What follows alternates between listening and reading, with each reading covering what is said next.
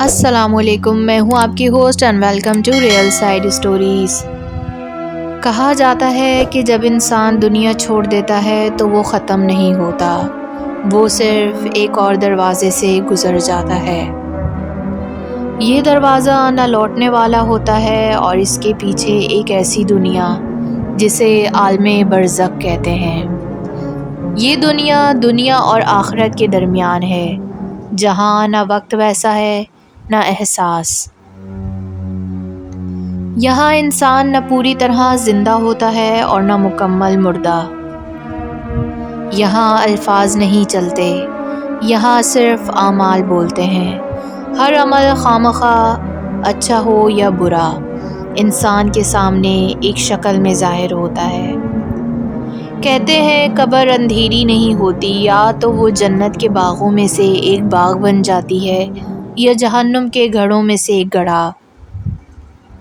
اور یہی وہ لمحہ ہوتا ہے جب انسان پہلی بار جانتا ہے کہ اصل زندگی تو ابھی شروع ہوئی ہے۔ یہ وہ مقام ہے جہاں مومنین، شہداء اور صالحین کی روحیں جاتی ہیں۔ یہاں روحوں کی حالت، سکون، نور، خوشبو، فرشتوں کی حفاظت، جنت کا ذائقہ اور خوشبو۔ حدیث سے ارشاد ہے، رسول اللہ صلی اللہ علیہ وسلم نے فرمایا، نیک روحیں پرندوں کی شکل میں جنت کے درختوں پر ہوں گی۔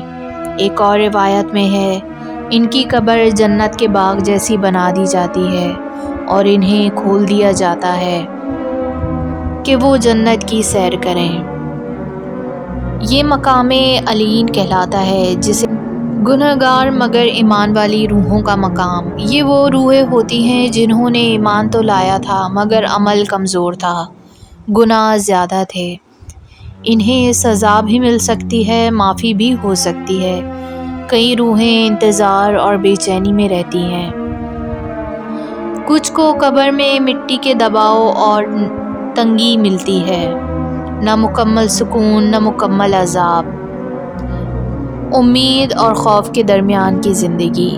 یہ وہ روحیں جو آزمائش اور پیوریفیکیشن کے عمل میں ہوتی ہیں تاکہ قیامت کے دن بہتر حالت میں اٹھیں۔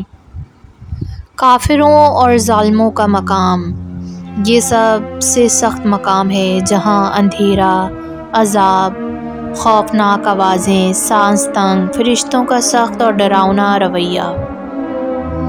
رسول اللہ صلی اللہ علیہ وسلم نے فرمایا، کافر کی قبر جہنم کے گڑھوں میں سے ایک گڑھا بن جاتی ہے۔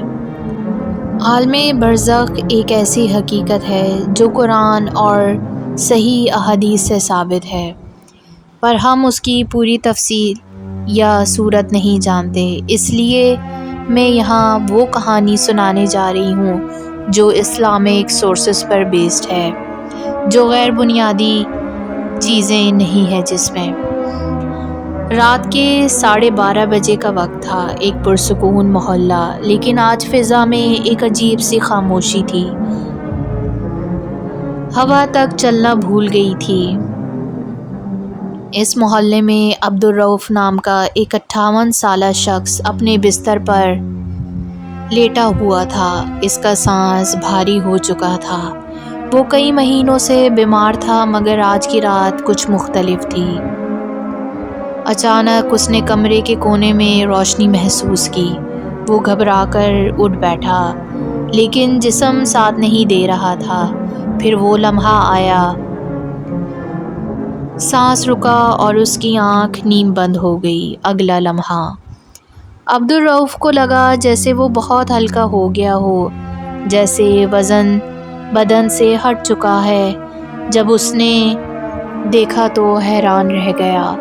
اس کا جسم بستر پر تھا اور وہ خود کھڑا تھا، مگر ایک عجیب جہان میں۔ یہ دنیا جیسی تھی مگر پھر بھی نہیں تھی۔ دروازے، دیواریں سب دھند میں لپٹے ہوئے یہ عالم برزخ تھا۔ دو فرشتے آئے، ایک نرم آواز سنائی دی، اے اللہ کے بندے، جو کچھ دنیا میں کیا تھا اب اس کا سلسلہ شروع ہونے والا ہے۔ عبدالرؤف نے ڈرتے ہوئے کہا، مجھے کہاں لے جا رہے ہو؟ کیا ابھی بھی حساب ہوگا؟ نہیں، قیامت ابھی نہیں، یہ صرف عالم برزخ ہے۔ تمہاری قبر کی زندگی جنت کا باغ بھی ہو سکتا ہے اور جہنم کا گڑھا۔ عبدالرؤف کے قدم لرز گئے، عمل سامنے آیا، ایک نورانی شکل سامنے آئی۔ وہ کوئی انسان نہیں تھا، مگر عبدالرؤف کو لگا یہ اس کی ہی پہچان ہے۔ وہ نورانی وجود بولا، میں تمہارا نیک عمل ہوں، تم نے پوشیدہ صدقہ کیا تھا، لوگوں کی دلجوئی کی تھی، کسی کو تکلیف نہیں دی، اللہ نے تم پر رحم فرمایا۔